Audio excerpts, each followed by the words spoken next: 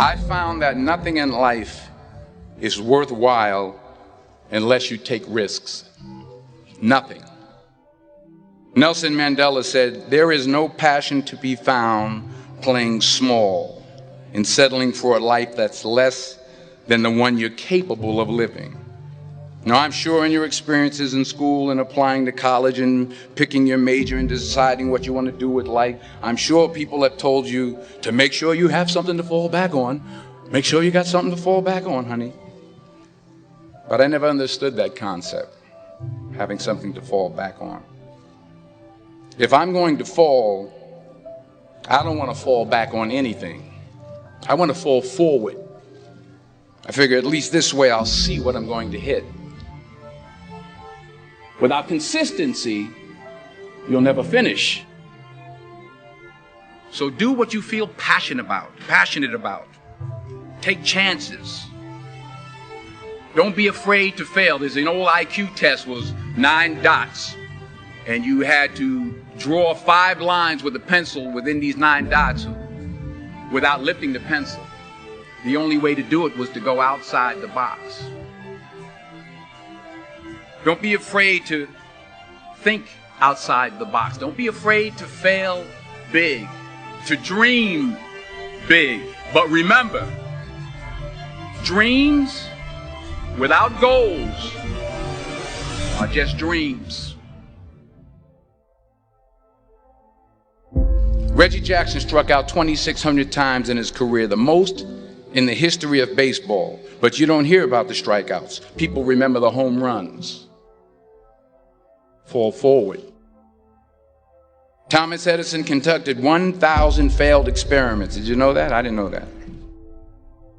Because the 1,001st was the light bulb. Fall forward. Every failed experiment is one step closer to success. You've got to take risks, and I'm sure you've probably heard that before, but I want to talk to you about why that's so important. You will fail at some point in your life. Accept it.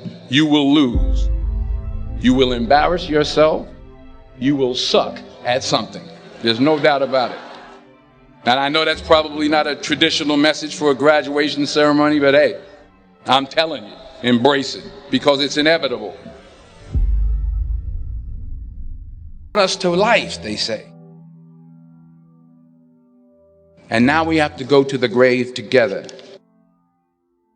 So I ask you today, how many ghosts are going to be around your bed when your time comes?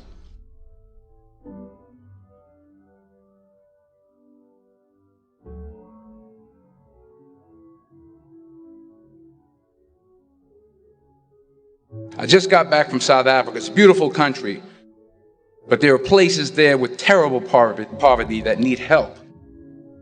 And Africa is just the tip of the iceberg. The Middle East needs your help. Japan needs your help. Alabama needs your help. Tennessee needs your help. Louisiana needs your help. Philadelphia needs your help. The world needs a lot, and we need it from you. We really do. We need it from you young people. I mean, I'm not speaking for the rest of us up here, but I know I'm getting a little grayer. We need it from you, the young people, because remember this. You got to get out there. You got to give it everything you got, whether it's your time, your talent, your prayers, or your treasures. What are you going to do with what you have? I'm not talking about how much you have. Some of you are business majors. Some of you are theologians, nurses, sociologists. Some of you have money. Some of you have patience. Some of you have kindness. Some of you have love. Some of you have the gift of long suffering. Whatever it is, whatever your gift is, what are you going to do with what you have? All right, now here's my last point about failure.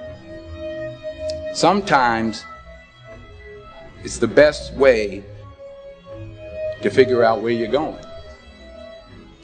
Your life will never be a straight path. I began at Fordham University as a pre-med student. I took a course called cardiac morphogenesis. I couldn't read it, I couldn't say it, I sure couldn't pass it. So then I decided to go into pre-law, then journalism. And with no academic focus, my grades took off in their own direction. I was a 1.8 GPA, and the university very politely suggested that it might be better to take some time off. I was 20 years old. I was at my lowest point. And then one day, and I remember the exact day, March 27th, 1975, I was helping my mother in her beauty shop. My mother owned a beauty shop up in Mount Vernon. And there was this older woman who was considered one of the elders in the town. And I didn't know her personally, but I was looking in the mirror, and every time I looked at the mirror, I could see her behind me, and she was staring at me. She just kept looking at me. Every time I looked at her, she kept giving me these strange looks. So she finally took the dryer off her head and she said something I'll never forget. She said, "Young boy, I have a prophecy, a spiritual prophecy." She said, "You are going to travel the world and speak to millions of people." And in the years that followed, just as that woman prophesied, I have traveled the world and I have spoken to millions of people through my movies.